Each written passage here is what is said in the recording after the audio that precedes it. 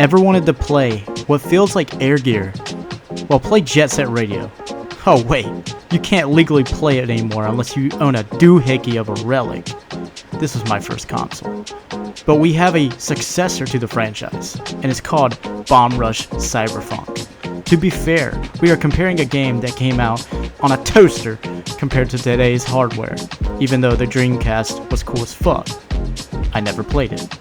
Sega, for the love of God, port these two classics so I can see if they are actually classics.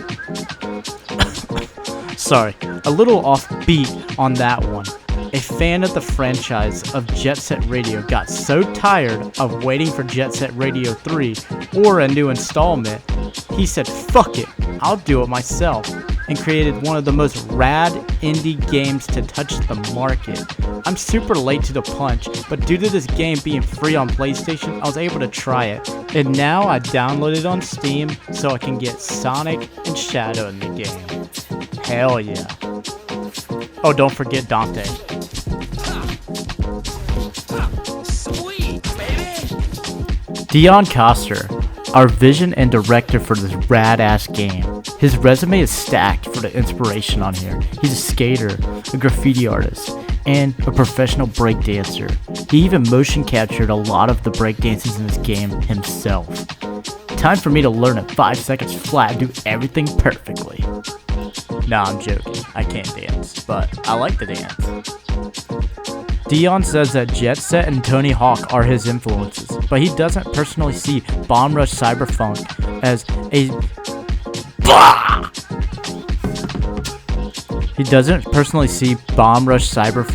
as a spiritual successor for Jet Set. Instead, he wants it to be its own thing, which I totally respect. I'll take back what I said earlier, but that's not going to stop me from making comparisons because the influences are on its sleeves. Team Reptile took about 3.5 years to make this great classic, and with only 2 to 10 people, that's incredibly impressive. But that's also how they were able to keep its identity what it is. The hype for this game was real, and they destroyed expectations. This game is undeniably rad. Let's get started with the story.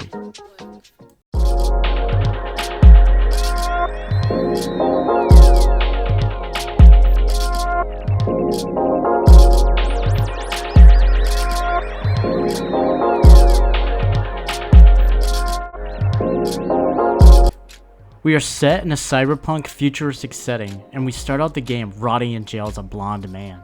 As a brunette, I am very disappointed in his hair. Our door is opened by none other than Barrel Twist Man, and he says, "I can use you, come on." So we follow.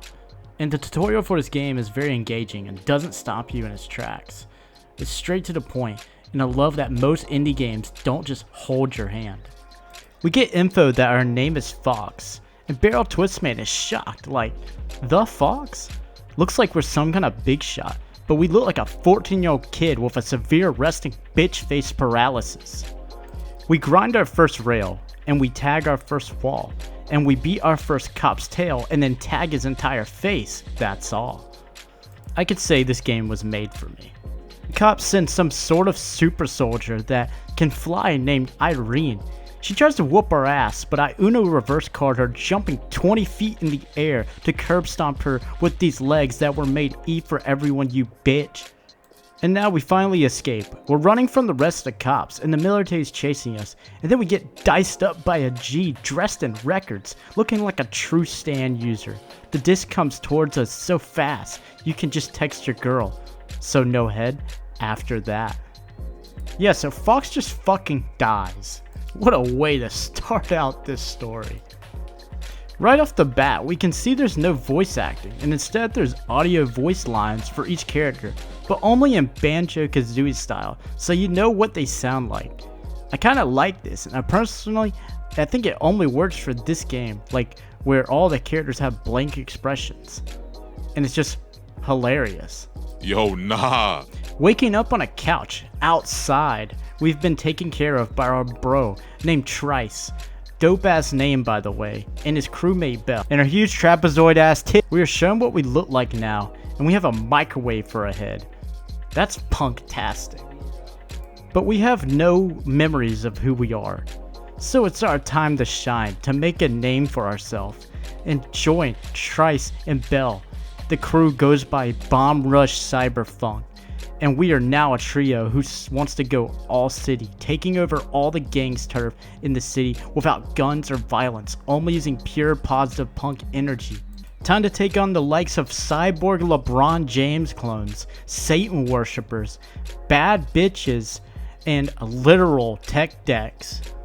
We go through area to area, covering up all the gang's graffiti, challenging them to basically a game of lines, but instead of skate, when you copy tricks, it's lines. If you need me to explain it, it's like horse in basketball. We learn of the great writers of the city before the big three, Fox, DJ Cyber, and Felix. They ran the streets when it came to tagging. I mean, we already got Fox's body, so I think we're at an advantage. The story beats are somewhat simple while not taking itself too seriously, but we have moments where we go deep into the subconscious world, and this is where we start to develop as Red sees his identity crisis, since his original brain is gone. A little theme on what it means to be human. Well, technically we're not human anymore, but I will say, since the licensed music is almost always playing, you'll have very serious conversation, and then you just hear and that shit catches me off guard, and it's fucking hilarious. And I know it was on purpose. And the game's only 10 hours long. It has a lot of side content, but 10 hours for the main story is really good. You can beat it in the afternoon, and I like that. Need more short games, not 100 fucking hour games. Anyways, we gotta talk about that addicting gameplay.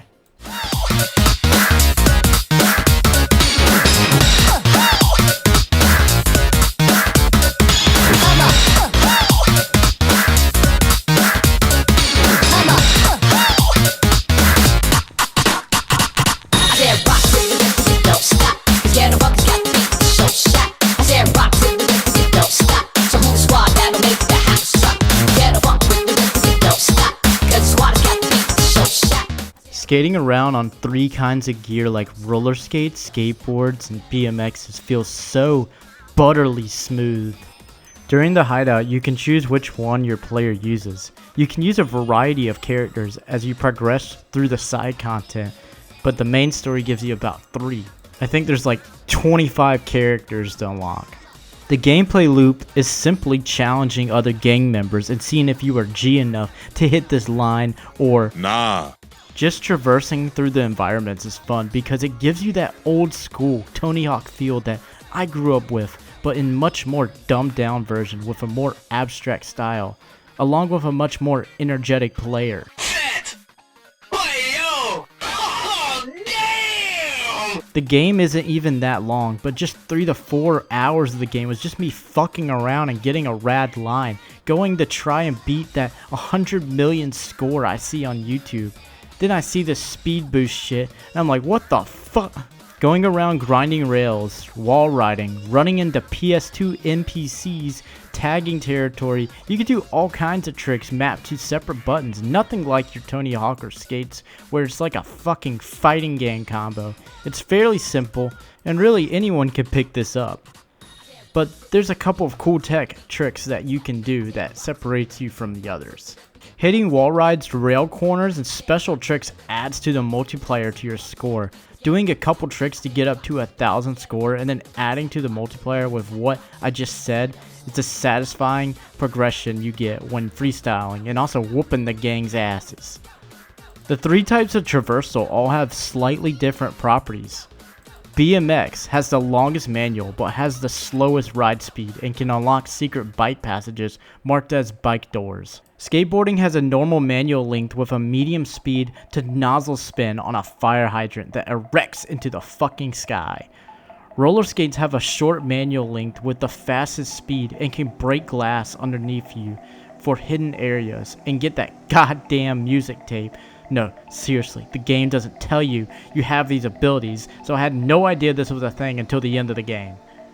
That's not a bad thing. Good players will gain boost much faster in order to do boost tricks by hitting specific walls and tagging walls at specific times during a line, and will usually always traverse in a single line in the whole area. One thing I've seen a lot of people do is hit every single wall rail or tag in one line, which is pretty insane to me, especially if you're inline skating. After each territory, you hit your gang battles, the opposing team in a good old-fashioned high-score battle. No rules, just trick your ass off. This was my favorite part because I would usually just blow the other team out of the water. Trice and Bell barely did shit. These little events are judged by these old heads, and I could not take them seriously. This game is incredibly quirky, and it's always catching me off guard with how funny it can be. This is where the voice lines shine. Later on, you have the opportunity to switch characters if you wish, and the way you switch characters is to dance on a breakdance square. Holy shit, this game is peak. Probably the most creative way I've ever seen you switch characters. It's a total vibe. There are hella collectibles, and I suggest you get them because they add music to the soundtrack. Your phone updates a new mixtape when you're in a certain part of the story. Most of these are bangers, but they do not stay. So make sure you find those incredibly well hidden tapes that could be in the fucking palm tree or in the corner of the air duct of a mall. You can also collect mini outfits for each character and other boards, skates, and BMX. They are just color swaps, but they really become refreshing later on with multiple characters. Doing special challenges like performing a certain dance with this bad bitch that you met over the summer and can never get over. Sorry, I was projecting. Can unlock new playable characters. All the characters play the same, just depends on what board, skate, or BMX you choose. Lots of fun side content that can add about 7 to 10 hours of your playtime. And now, let's talk about them fucking jams. Just get gay. Just get gay.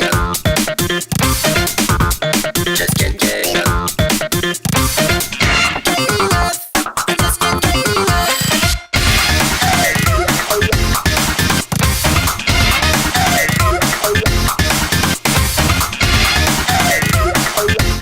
Man, where do I start? Licensed music is usually shit.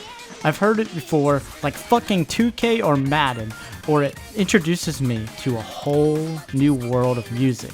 Like Tony Hawk Underground 2 when I was 9, and man, that game is just so close to my heart. It introduced me to punk rock and alternative rock and all that shit. This game's soundtrack is off the charts. Half these songs you could play at a house party or rave, and no one would bat a fucking eye. I actually played a couple of these at my 26th birthday party. It was a fucking bop. Yes, I'm old, but this is some of the funkiest shit I've ever heard. Hideki Naganumi, the original composer for Jet Set Radio, with its funky, dancey electronic bops. Truly one of the most unique composers in gaming, with a style so recognizable, not many have tried to imitate it, except for one. The most Jet Set song on this entire playlist, the robotic vocals and funky guitar in the background into this robotic beatbox into the melodic chorus really sets a fire to your asshole, like those old videos of people holding lighters and farting and blowing up the building. That was a stupid example. But I can't just stop dancing when this song comes on, with all these layers of instruments and sounds, giving it an iconic identity fitting for the main theme of the game.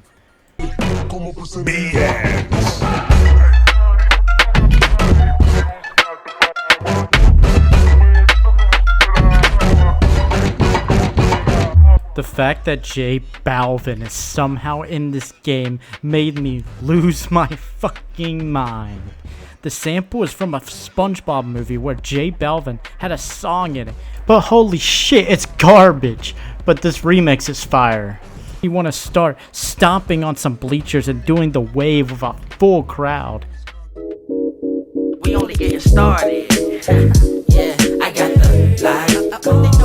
He got the light. We got the light. What you know about it? So much light. More light than a spike in your power bill. The music is not just funktastic breakdancing bangers. There's some tracks that would just elevate you into the clouds. This game will have you reminiscing about discovering underground rap and weed. Good times back then. This is a track for the Hideout that is a full-on boom-bap hip-hop song that sounds like you'd hear it in a chill trick shot montage with the homies. Definitely haven't done that before.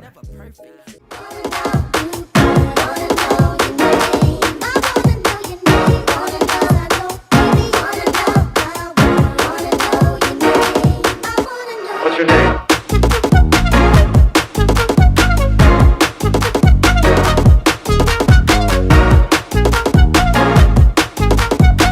To Mello, who is an artist who was inspired by the greatness of Hideki's work, in order to give fans new bops to listen to, though he only has one song on this soundtrack. This one is one of my personal favorites, because of how damn catchy that hook is, and that melody goes insane. The repeated vocals, the voice sounds a lot like a Tyler the Creator hook, and I just can't unhear it.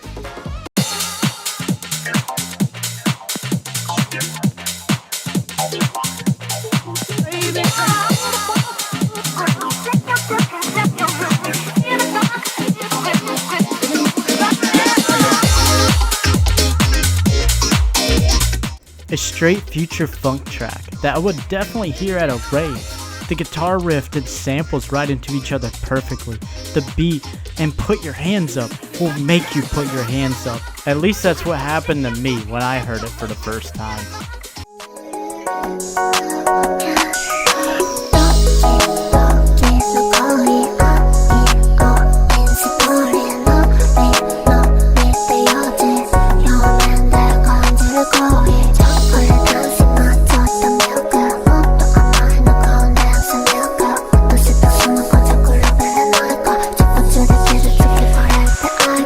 The most interesting track on this soundtrack for sure. Hearing what sounds like the ending of a slice of life anime, we have an outlier that caught me so off guard I spit out my water. But holy shit, the Japanese vocals with this cutesy beat adds a floaty vibe when you're skating around in the Hideout.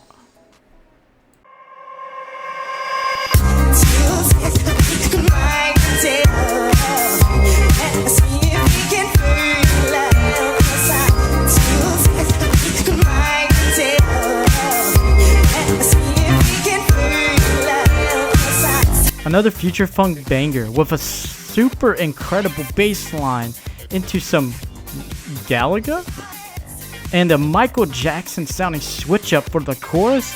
This is definitely a song you'd hear in the elevator in 2078. Watch your back, no, you better watch your back, no, watch your back, no, you better watch your back, no, watch your back, no, you better watch your back, no, watch your back, no, you better watch your back, no, watch your back. Take a shot every time he says watch your back. No, for real, you will never not look back every 30 seconds. Kinda like you're playing Welcome to the Game. On paper, this track should be incredibly annoying, but it's not for some reason. Instead, it's a total vibe.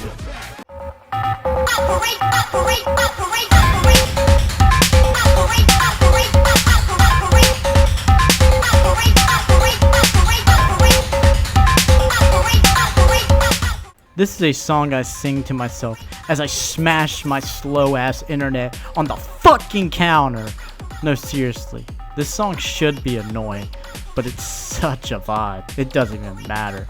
It became a fun game to try and count every single operate, and I got a different number almost every time, but I land around 343 a lot.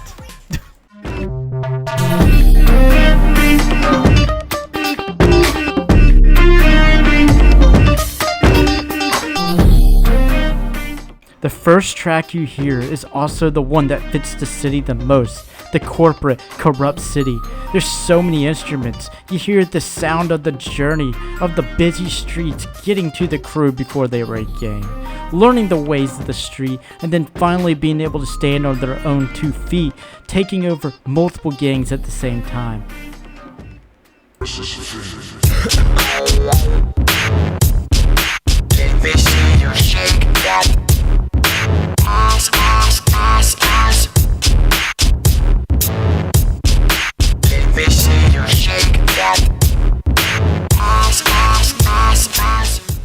we cannot forget this club banger. I played this at my party, and let me tell you, it had everyone twerking, dancing, and dorking. The robot vocals really bring a unique flavor to this track that I have yet to hear in anything like. And when this shit plays during a cutscene, I'm literally in tears laughing. This song is absolutely perfect.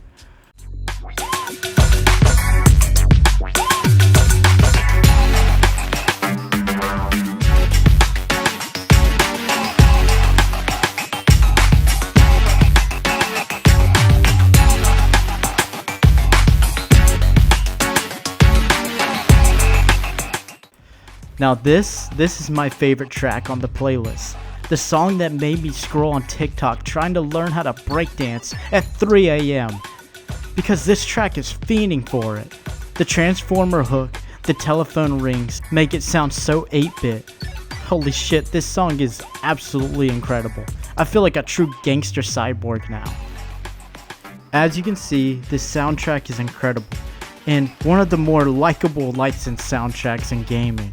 And honestly, there's so many more tracks that I didn't even get to show you. I hope more games can go this route instead of putting hella songs that people have heard a billion times while also making a mediocre game at that. Now I'm gonna warn you now, I'm about to talk about spoilers, so you better skip here if you don't want to hear them. And 3, 2, 1, yeah, I'm about to start spoiling.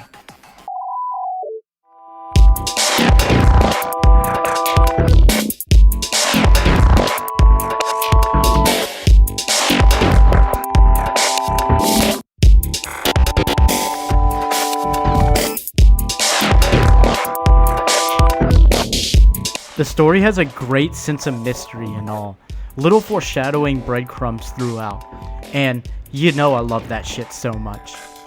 We start to go through Red's identity crisis in real time, through what looks like to be a null space. These places are trippy, and it feels like you dropped a gallon of acid in order to impress that girl on a Friday night at the roller skating ring and embarrassingly slam into a bunch of dudes sliding their face against the ground.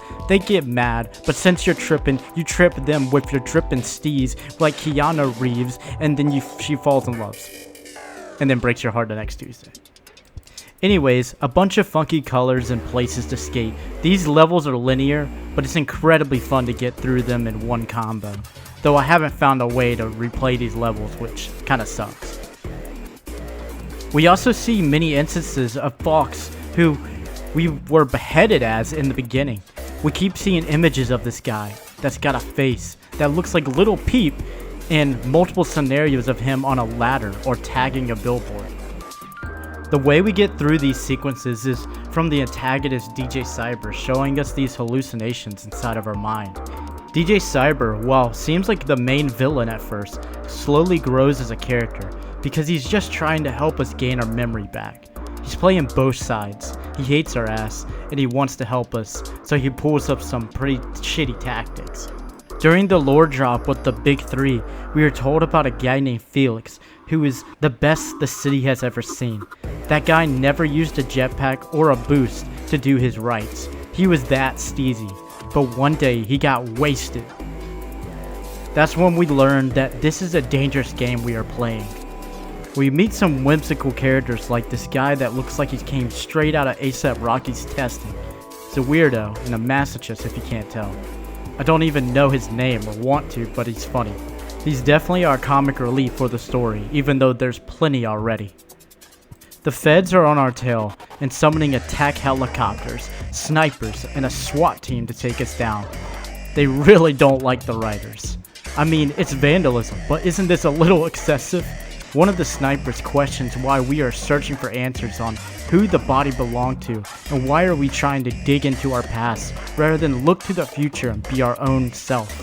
The sniper is named Escher and seems like a chill guy, but he works for the police, so he's gotta go by his orders. Just another dog for the government. The actual main antagonist on our ass is Berlage, a creepy ass cyborg with semen cells for eyes, and this pretty cool looking cyber jetpack lady with a gas mask called Riot Field, who was actually found Fox's cut off head and is planning to use it for some sort of super soldier, cyborg Atom Smasher thing. Racing against the cyberheads, they say something that makes you think, you're not actually a cyberhead, are you? This leaves our heads scratching, and just when we get someone feeding more breadcrumbs, that motherfucker gets gutted in the mall, leaving Bomb Rush to look like the killers, so the police summon a goddamn mech to try and whoop their ass. We get back to the hideout. Vinyl says that we may be experiencing someone else's memories, not who we think we are. And then we get barrel-stuffed Quitscope by Escher, whose orders have been changed because of his eye color. Bang through the mask, we see we are not only a cyberhead, we are human on the inside, who looks oddly familiar to that little peep guy in our dream. Bling Bling Boy fixes us up and lets us know that he was told by someone to keep that head alive.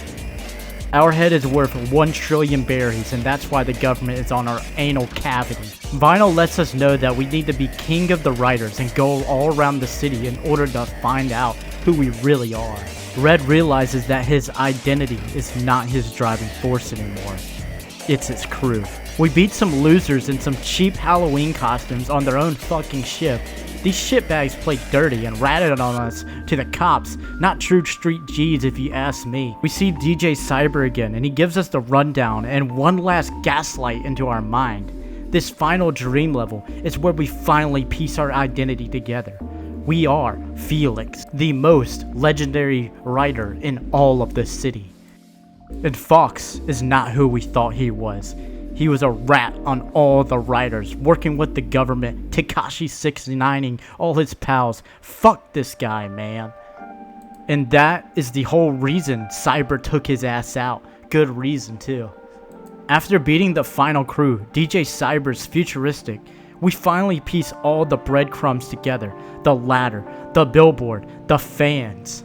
Felix says a goated ass line because he never uses a boost pack. He only needs one wing to fly. That's the representation of his face tattoo. Fox then says, I wonder how far that'll take you. And he kicks Felix's ladder off to drop him into the fan, to no-head Felix in order to take over his glory, which is how Fox became the best after Felix. What a cunt! Fox got caught because Solus turned him in.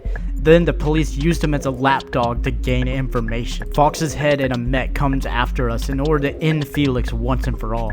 And the big twist, where the protagonist is technically the villain, was something I did not expect at all. Did not mean to make that rhyme. We fight Fox and basically lose to him, beheading us and dropping our body to the ground. The annoying cop mech girl, Riotvale, does us a solid and feels for how twisted their stunt was, because a lot of people can die from this monster. So she brings back Felix's body that they kept after he died, I guess for government evidence or something, I don't know. We are now a complete and box set Felix. It's good to be back. The boss fight is whatever against him. It's cool because it's the most intricate you can get for this gameplay, where you grind rails and all of that, but it's still not that fun. It gets cinematic and we defeat him like an anime character as our crew holds him for a minute for us to headbang his ass and destroy our cyberhead. That was sick as fuck. As we both fall, Fox is crumbled to the bottom of the night city and Felix falls but is saved by Solus.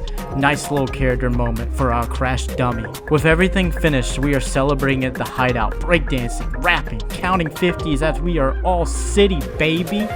In the end, it's all about using what you got to get what you want. Rather it be your roots, goals, style, personality, anything. You can do whatever the fuck you want. And I love that message. This game wants you to live up to your legacy, your roots, as this game uses the roots of Jet Set to, in my opinion, be an absolutely worthy successor to the classic, but also its own thing. I would definitely be buying Bomb Rush Cyberfunk. One of the most fun I've had playing such a short title. Let's get to my final thoughts.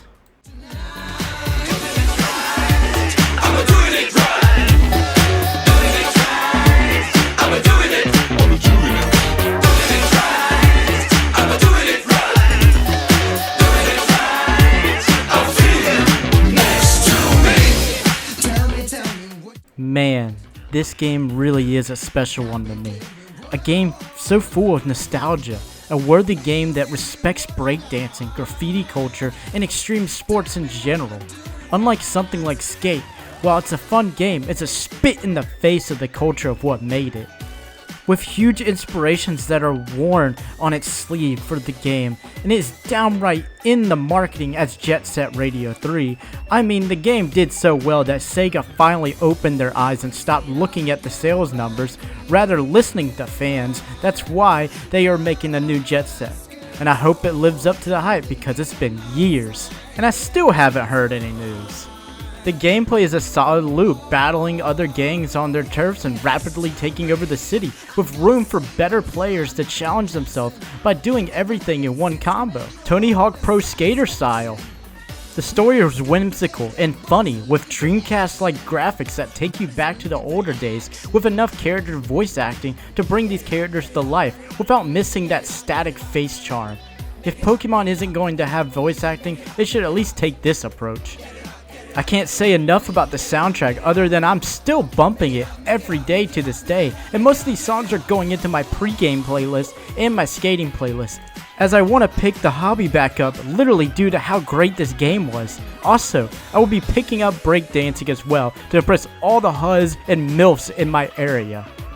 The story is punktastic and funktastic, diving into what it means to be human and rebelling against a corrupt, fun police. If you can't tell, this is my favorite trope because your boy has a useless psychology degree. A tale about rebelling against society and finding your own wings to fly on your own path to carve, but never forgetting where your roots come from. That's what it means to be all city, cause that's all you see. T. Who the fuck is T? Anyways, have you played this game? Did you have as much fun as I did?